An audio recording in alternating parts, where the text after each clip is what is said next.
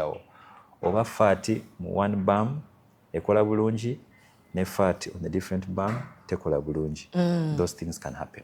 Oyinza fat wotandika ku side eno yafudde oba teyakute bulungi fat esobola okufa.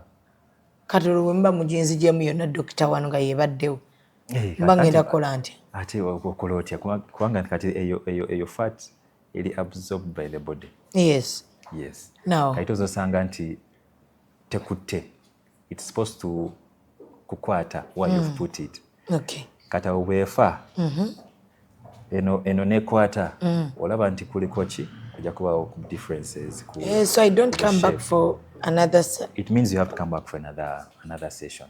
But where do I get the fats? Other places, thighs, back, can even redo the tummy again. So many places to get the fat from. Redo the tummy again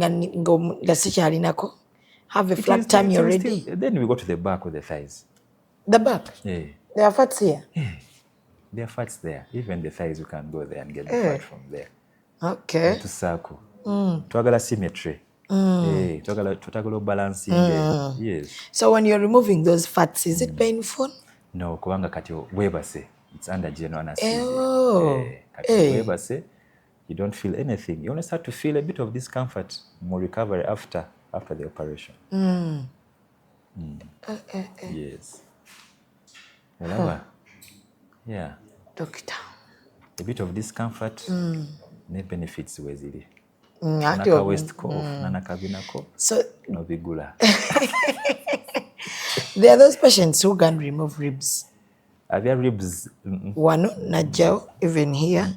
Real extreme. You don't do them. You don't even advise people to do it. I don't advise people to do it. Why? It's just too extreme. I think there are other better ways of getting the same goal.